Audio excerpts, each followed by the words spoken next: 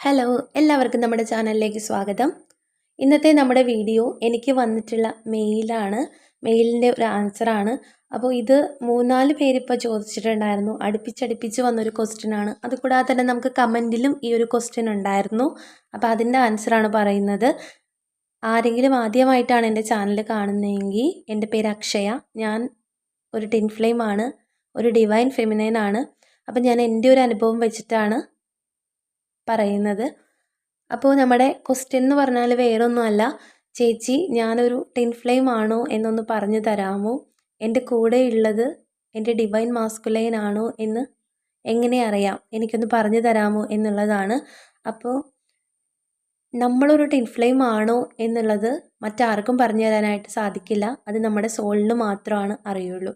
പിന്നെ എൻ്റെ ഒരു റിയൽ അനുഭവം വെച്ചിട്ട് പറയാനാണെങ്കിൽ എനിക്ക് കുഞ്ഞുനാൾ മുതലേ തോന്നിയിട്ടുള്ള കുറച്ച് സൈനുകളുണ്ട്. അപ്പോൾ അത് ഞാനിവിടെ പറയാം, നിങ്ങൾക്കത് മാച്ച് ആവുന്നുണ്ടോ എന്ന് നോക്കുക. ഒന്നാമത്തെ സൈൻ എന്ന് പറഞ്ഞാൽ എനിക്ക് കുഞ്ഞുനാൾ മുതലേ എൻ്റെ മനസ്സിൽ വന്നുകൊണ്ടിരുന്ന ഒരു ചിന്തയാണ്, എന്നിലേക്ക് ആരോ വന്നു ചേരാനുണ്ട്, ഞാൻ ആർക്കു വേണ്ടി കാത്തിരിക്കുകയാണ് എന്നുള്ളൊരു തോന്നൽ. ശരിക്കും പറഞ്ഞാൽ ഇപ്പോൾ എനിക്ക് 32 വയസ്സാണ്.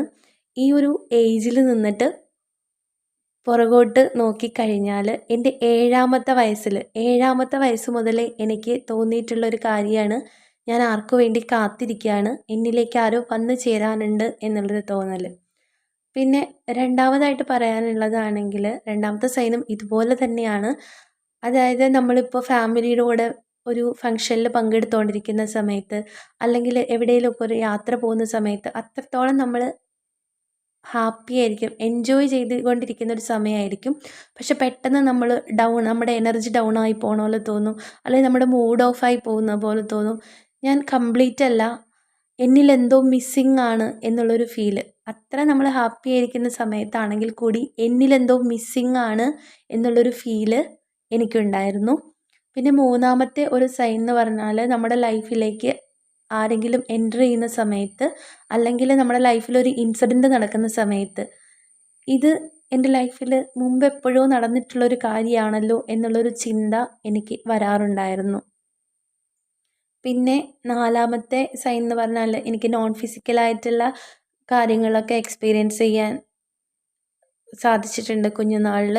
അതായത് നമ്മൾ സോൾസിനെ കാണുക, പിന്നെ സംസാരം കേൾക്കുക, അതുകൂടാതെ തന്നെ ഏഞ്ചലിൻ്റെ പ്രസൻസ് അറിയുക, ഇങ്ങനെ കുറേ കാര്യങ്ങളൊക്കെ എൻ്റെ അനുഭവത്തിൽ വന്നിട്ടുള്ളതാണ്. അപ്പോൾ നമ്മളൊരു ടിൻ ഫ്ലെയിം ആണോ എന്നുള്ള കാര്യം മറ്റാർക്കും പറഞ്ഞു തരാനായിട്ട് സാധിക്കില്ല, അത് നമുക്ക് മാത്രമാണ് അറിയാനായിട്ട് സാധിക്കുകയുള്ളൂ. എൻ്റെ അനുഭവം ഇതാണ്. നിങ്ങൾക്ക് ഇത് ഏതെങ്കിലും മാച്ച് ആവുന്നുണ്ടോ എന്ന് നോക്കുക.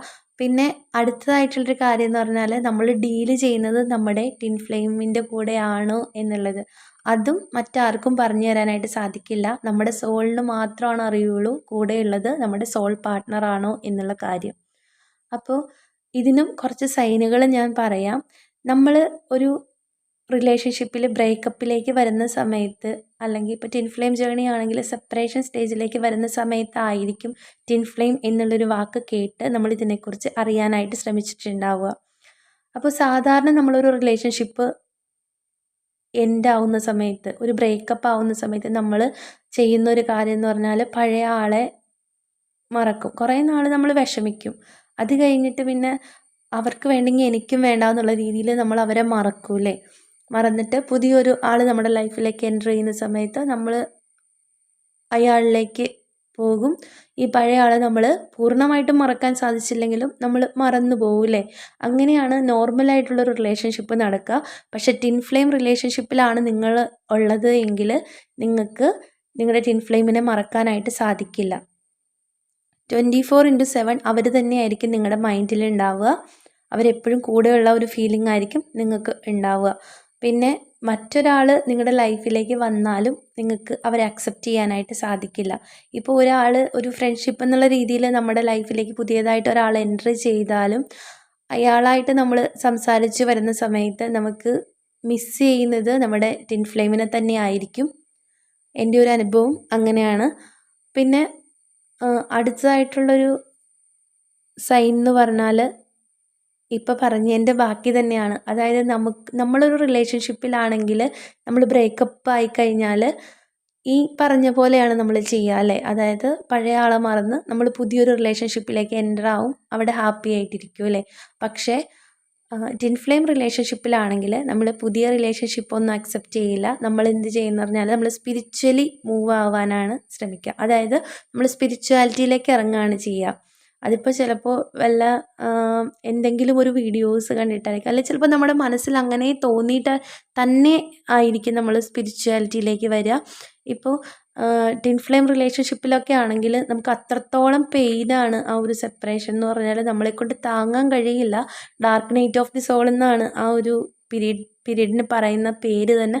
അപ്പോൾ അതുകൊണ്ട് തന്നെ നമ്മൾ കൂടുതലായിട്ട് ഈശ്വരനിലേക്ക് അടുക്കാനായിട്ടാണ് ശ്രമിക്കുക, ഈ ഒരു പെയിനിൽ നിന്ന് രക്ഷപ്പെടാൻ വേണ്ടിയിട്ട്. അത് കഴിഞ്ഞ് നമ്മൾ സ്പിരിച്വൽ വർക്കൊക്കെ ചെയ്യാനായിട്ടും ഇന്നർ വർക്കൊക്കെ ചെയ്യാനായിട്ടും തുടങ്ങും. അപ്പോൾ ഇങ്ങനെ നിങ്ങൾ സ്പിരിച്വാലിറ്റിയിലേക്ക് വരുന്നുണ്ടെങ്കിൽ നിങ്ങളൊരു ട്വിൻ ഫ്ലെയിം റിലേഷൻഷിപ്പിലാവാനുള്ള സാധ്യത കൂടുതലാണ്. പിന്നെ അടുത്തൊരു സൈൻ എന്ന് പറഞ്ഞാൽ ട്വിൻ ഫ്ലെയിം എന്നുള്ളൊരു വാക്ക്. ആദ്യം ഞാൻ പറഞ്ഞു നമുക്ക് ട്വിൻ ഫ്ലെയിമിനെ മറക്കാനായിട്ട് സാധിക്കില്ല എന്ന് അല്ലേ? 24/7 ട്വിൻ ഫ്ലെയിം ആയിരിക്കും നമ്മുടെ മൈൻഡിലുണ്ടാവുക. അപ്പോൾ ഇങ്ങനെ ഒരു സെപ്പറേഷൻ്റെ ടൈമിലായിരിക്കും നമ്മൾ ഈ ഒരു ട്വിൻ ഫ്ലെയിം എന്നുള്ള വാക്ക് നമ്മുടെ കണ്ണിൽ പെടുക. അത് ചിലപ്പം ഒരു ടാറോട്ട് കാർഡ് റീഡിങ്ങിൽ കേൾക്കുന്നതായിരിക്കാം, അല്ലെങ്കിൽ ഏതെങ്കിലും ഒരു പോസ്റ്റിൽ കാണുന്നതായിരിക്കാം, അല്ലെങ്കിൽ ഏതെങ്കിലും ഒരു വീഡിയോയിൽ കേൾക്കുന്നതായിരിക്കാം, ബുക്കിൽ വായിക്കുന്നതായിരിക്കാം. അപ്പോൾ ഇങ്ങനെ നമ്മൾ ഫോൺ യൂസ് ചെയ്യുമ്പോൾ പല വാക്കുകൾ, അല്ലെങ്കിൽ ബുക്ക് വായിക്കുമ്പോൾ പല വാക്കുകളും ഡെയിലി നമ്മൾ കാണാറുണ്ട്. പക്ഷേ ഈ ട്വിൻ ഫ്ലെയിം എന്നുള്ള വാക്ക് കണ്ടു കഴിഞ്ഞാൽ നമുക്ക് നമ്മുടെ മൈൻഡിൽ നിന്ന് അത് പോവില്ല. ട്വിൻ ഫ്ലെയിം നമ്മുടെ മൈൻഡിൽ എങ്ങനെയാണോ നിൽക്കുന്നത് അതുപോലെ തന്നെ ഈ ഒരു ട്വിൻ ഫ്ലെയിം എന്നുള്ള വാക്കും നമ്മുടെ മൈൻഡിൽ ഇങ്ങനെ റിവൈൻഡ് ചെയ്ത് വരാനായിട്ട് തുടങ്ങും. നമ്മളതെന്താണെന്ന് നമുക്ക് ഒരു ക്യൂരിയോസിറ്റി വരും. നമുക്ക് അതിനെക്കുറിച്ച് കൂടുതലായിട്ട് അറിയാനായിട്ട് നമ്മൾ ശ്രമിക്കും, അതിനെക്കുറിച്ച് ആഴത്തിൽ പഠിക്കാനായിട്ട് ശ്രമിക്കും.